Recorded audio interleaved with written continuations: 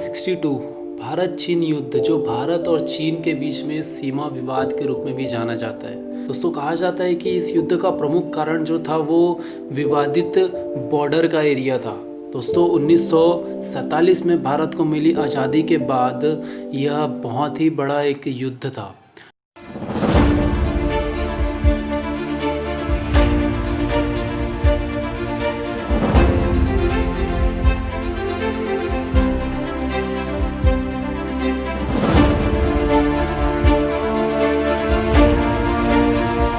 दोस्तों, 1959 में जब भारत ने तिब्बती विद्रोह के बाद जब दलाई लामा को भारत में शरण दी थी, तो उसके बाद से ही जो चीनी का विद्रोह होना शुरू हो गया था।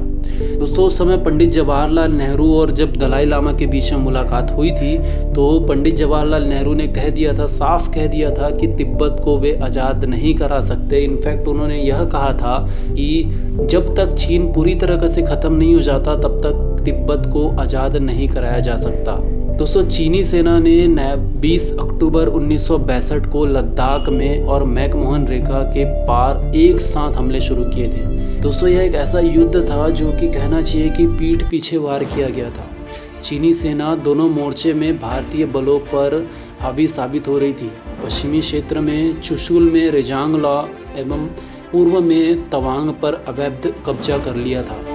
ये युद्ध करीब 1 महीने तक चला। कहना चाहिए कि 20 नवंबर 1962 को जब चीनी सेना द्वारा युद्ध विराम की घोषणा कर दी गई और साथ ही विवादित क्षेत्रों में से एक में अपनी वापसी की घोषणा करी, तो उन्होंने 2 क्षेत्र में एक साथ हमले करे थे और एक क्षेत्र में वो वापस गए थे, एक क्षेत्र में उस समय कब्जा था।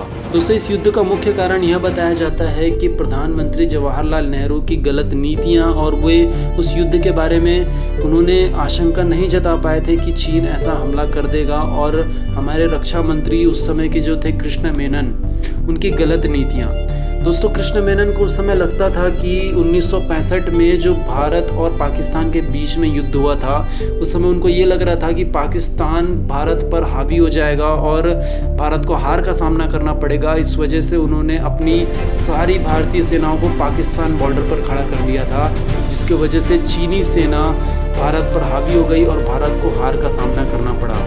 दोस्तों, जो यह युद्ध 1 महीने तक चला था, उसमें चीनी सेना 80,000 की संख्या में थी और भारतीय सेना 10 से 12,000 की संख्या में थी। दोस्तों, कहा जाता है कि युद्ध के परिणाम के साथ ही हमारे भारतीय सैनिक करीब 1400 शहीद हुए थे और लगभग 1050 सैनिक घायल हुए थे। 1700 सैनिक लापता थे, जिनका कुछ पता ही नहीं चला कि वो कहाँ गए, और लगभग 4000 हमारे भारतीय सैनिक बंदी बना लिए गए थे। दोस्तों, कहा जाता है कि ये जो लड़ाई लड़ी गई थी, ये ऊपरी क्षेत्र में लड़ी गई थी। कहना चाहिए कि 14,000 फीट ऊपर में यह लड़ाई लड़ी गई थी। दोस्तों, आप जितना अच्छे से साइंस को समझते हैं, शायद आपको पता होगा कि ग्रेविटी के वजह से जब ऊपर से कोई भी चीज़ को फोर्स किया जाता है, तो वह नीचे और अधिक फोर्स से आता है। और जो भारतीय सेना थी वे नीचे से लड़ रहे थे और चीनी सेना थी वे ऊपर से लड़ रहे थे, जिसके वजह से चीनी सेना हावी ज़्यादा साबित हो रही थी। दोस्तों, यह एक ऐसा युद्ध था जिसमें सिर्फ नीचे सैन्य बल के द्वारा लड़ाई लड़ी गई थी, जिसमें वायुसेना और नौसेना का प्रयोग नहीं किया गया था। दोस्तों, कहा जाता है कि चीन ने भले ही इस युद्ध में विजय पा ली थी, बट अंतर्राष्ट्रीय उनका जो इमेज था वो पूरी तरीके से खोखला हो गया था। जो ईस्ट कंट्रीज़ थी, खासकर अमेरिका, उन्होंने पहले से ही चीनी देश पे नज़र रखा था और उसके वर्किंग पे उनको शक था। दोस्तों, कहा जाता है कि चीन भले ही विश्व विजेता के रूप में दर्शा रहा था खुद को, मगर यह सभी को पता था कि चीन ने ही पहली बार हमला किया था।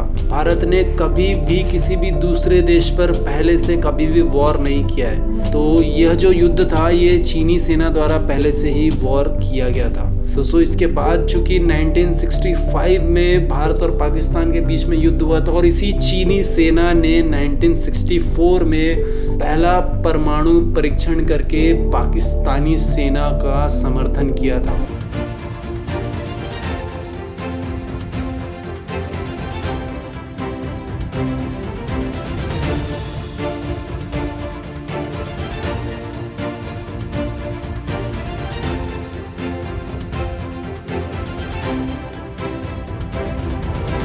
15 साल ही हुए थे देश को आज़ाद हुए। सन 1947 में भारत को आज़ादी मिली थी और 15 साल के बाद इस तरीके से युद्ध होना और भारत को हार का सामना करना पड़ा, भारतीय सेना में व्यापक बदलाव लाने के जैसा था।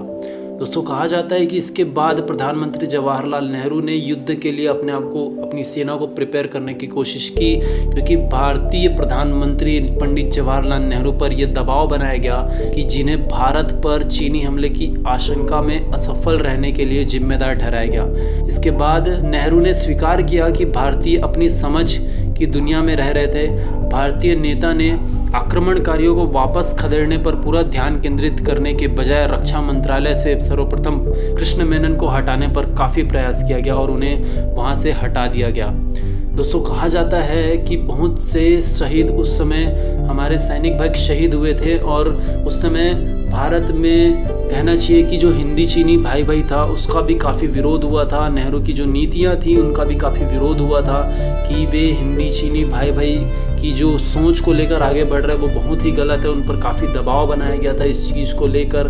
और जो प्रधानमंत्री नेहरू के जो चीन के साथ शांतिवादी संबंध थे उनको भी बढ़ावा देने के लिए जो सरकारी अधिकारियों से कठोर आलोचना का सामना करना पड़ा था। उस समय भारत में एक अलग ही देशभक्ति की लहर दौड़ पड़ी थी और शहीद हुए हमारे कई भाइयों के स्मारक भी बनाए गए थे। दोस्तों, सेना के पूर्ण रूप से तैयार नहीं होने का सारा दोष रक्षा मंत्री मेनन पर आ गया था, जिन्होंने अपने सरकारी पद से इस्तीफा तो दे दिया ताकि नए मंत्री भारत के सैन्य आधुनिकीकरण को बढ़ावा दे सकें। स्वदेशी स्रोतों और आत्मनिर्भरता के माध्यम से हथियारों की आपूर्ति की भारत की नीति को इस युद्ध ने पुख्ता किया। भारतीय सैन्य कमजोरी को महसूस करके पाकिस्तान ने जम्मू और कश्मीर में घुसपैठ शुरू कर दी 1965 में। दोस्तों, अंततः 1965 में भारत के साथ पाकिस्तान का दूसरा युद्ध हुआ, क्योंकि अभी 1962 में चाइना के साथ जैसे कि भारत को हार का सामना करना पड़ा था, तो इसी सोच में पाकिस्तान ने घुसपैठ शुरू कर दी थी। हालांकि भारत ने युद्ध में भारत की अपूर्ण तैयारी के कारणों के लिए हेंडरसन ब्रुक्स भगत रिपोर्ट का गठन किया था। इस रिपोर्ट में दोस्तों जो हेंडरसन थे और हमारे साइड से भगत साहब थे, उन्होंने युद्ध की जो नीतियां थी, जो गलत नीतियों के वजह से भारत को हार का सामना करना पड़ा था, उस नीतियों को पूरा उजागर किया था। बट आज भी यह पब्लिक रूप से उतना ज़्यादा पब्लिक नहीं हुआ है। दोस्तों, कहा जाता है कि परिणाम अनिर्णायक था, क्योंकि जीत के फैसले पर विभिन्न स्रोत विभाजित थे। कुछ सूत्रों का यह भी कहना था कि भारत ने पाकिस्तान से अधिक क्षेत्र पर कब्जा कर लिया था, भारत स्पष्ट रूप से जीता था। लेकिन दूसरों का तर्क यह था कि भारत को महत्वपूर्ण नुकसान उठाना पड़ा था और इसलिए युद्ध का परिणाम अनिर्णायक था। 2 साल बाद 1967 में इसी चाइना को चोल घटना के रूप में चीनी और भारतीय सैनिकों के बीच एक झड़प होती है। इस घटना में 8 चीनी सैनिकों और 4 भारतीय सैनिक शहीद हो जाते हैं। हमारे 4 भारतीय सैनिक शहीद हो जाते हैं, परंतु इसके बदले में उन्होंने 8 चीनी सैनिकों को मौत के घाट उतार दिया था।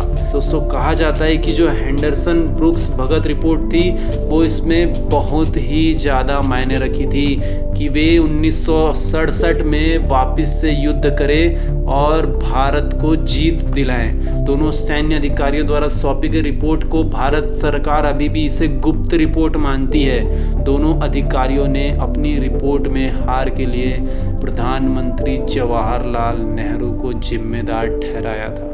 दोस्तों, आज 2020 में फिर से चीन वही गलती करने जा रहा है और उसने अभी फिर से आक्रमण किया, फिर से घुसपैठ करने की कोशिश कर रहा है। मगर ये 2020 का भारत है, 1962 का नहीं। और वो याद रखे कि ये वैसा भारत है जो घर में घुसेगा भी और ठोकेगा भी। जय हिंद, वंदे मातरम, इंकलाब जिंदाबाद, भारत माता की जय।